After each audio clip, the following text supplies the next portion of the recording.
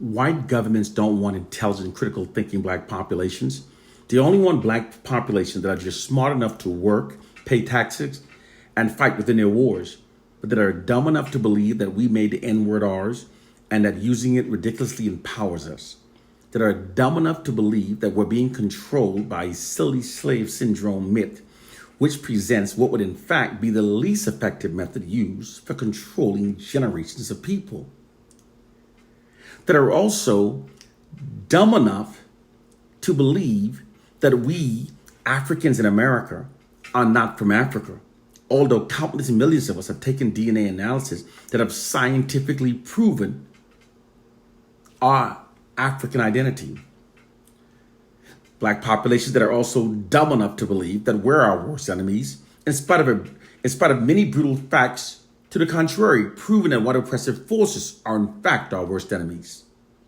They want black populations that are also dumb enough to believe that a Bible written by ungodly Romans that routinely engaged in massive orgies, freak-off, incest, wife swapping, and dead sports contains the true words of an infallible God. Also dumb enough to believe that a Bible that endorses slavery and that was brutally beaten into the blood-soaked minds of our enslaved ancestors now ridiculously provide the path to our liberation. Black populations that are also dumb enough to get their morals from a book written by our most immoralist enemies. We must stop believing in things that literally insults our own intelligence. I'd rather lose all of my black friends for telling the black liberating truth than to endorse idiotic beliefs in order to hold on to mentally enslaved black friends. A speaker of truth has no friends, African proverb. Whenever we allow ignorance to go unchecked or unchallenged, we're literally supporting the white society's mental enslavement of our people. Our core problem is that the ignorant ones are overconfident and the intelligent ones are filled with doubt. This allows the nonsensical, ignorant beliefs of the ignorant ones to prevail, thus hindering our black liberation. I'd rather walk alone and struggle to gain an accurate understanding of our plighted condition than to foolishly attempt to assign a biblical fairy tale and an urban myth upon our painful reality of oppression. At least in doing so, I would have spent my life in a worthy cause. And if I fail, at least I fail while daring greatly. So my place shall not be remembered among those of my people that refuse to wake up and critically think for themselves and challenge the validity of all information they've received from the white society. The white society has proved themselves as being the most notoriously deceitful group of people throughout history. Therefore, these black people goes from their cradles to their graves being mentally enslaved. Their minds were never their own. It's time to elevate our minds above all nonsense and open our eyes to our reality. We must learn the truth of our plighted condition. Because if our understandings remain flawed, then all liberating remedies and strategies that stem from those flawed understandings will also be flawed. This is why those who know the truth must teach. African proverb. Here's the truth of our plighted condition. Our heroes are dead, and the same group of people that killed them writes all of our narratives. They now criminalize and vilify us to falsely validate their past and present mistreatment of us. Because they write all of our narratives that we receive, they also systematically feed us false narratives that are designed to make us think, behave, and function in ways that are against our own self-interest and that instead serve the nefarious interests of the white society. Most people don't understand how people can be controlled through narrative, how it actually works. So I will therefore give you an example using U.S. soldiers. Whenever the ruling white elites want to go to war for a hidden nefarious reason, they always create a false narrative that conceals their true reason for going to war.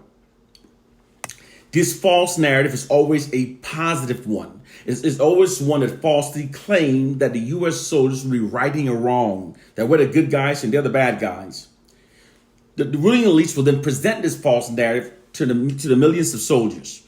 The millions of soldiers accept the narratives and then function based upon it as being factual. These soldiers will then travel thousands of miles to kill strangers based upon the narrative. Some soldiers will lay down their lives in defense of the narrative. It doesn't matter that the narrative is untrue. What only matters is that the soldiers believe the narrative is true. People live, die, and functions based upon the narrative they've been given and have accepted. Likewise, the same social science of utilizing the power of narratives to control people is what's being used against Black people by white oppressive forces. Our true core problem is that white oppressive forces, with the ability to create false narratives that makes us think, behave, and function in ways that are against our own self-interest, are doing so. Presently, white government agent that specializes in psychiatry and propaganda analyzes and studies everything about the Black population, our beliefs, our likes, our dislikes, our strengths, and our vulnerabilities. This surveillance information is gathered, and then decisions are made on which fraudulent stories to produce to best create certain psychological feelings among the Black population that assist the white society maintain their control and dominance over the Black population. For example, here's one. They constantly feed us false narrative, exaggerating the issue of Black on Black crime, okay? It's how they manipulated millions of Black people to perceive ourselves as being our own worst enemies. It's also how they shifted Black collective aggressions away from their white society and redirected towards ourselves. They also miseducated us to believe that our ancestors were savages before the white society invaded, colonized, and enslaved Africans. This false narrative makes many Black people believe that the white society's invasion, colonization, and enslavement of Africans actually benefited us. It literally causes many Black people to feel indebted to the white society, feel grateful to the white society for invading, colonizing, and enslaving our ancestors. It's also prevent many of us from demanding reparation we're still owed because we feel indebted to them. They also keep inundating us with fraudulent, negative narratives about ourselves because doing so demoralizes us, divides us, creates Black self-loathing. Keeping us within this condition prevents us from being able to unify ourselves against the white society. The constant Black racially demoralizing negative propaganda also attacks the core foundation of what bonds us as a people, and we can then be ruled over forever. This is the truth of our plighting condition. The time of believing in idiotic things that insult our intelligence is over.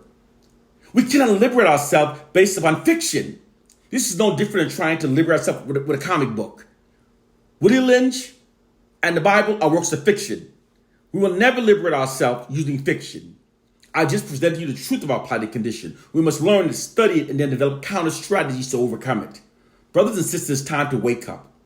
The time of believing in idiotic things that insult our intelligence is over. It's time to see the reality. One love and peace.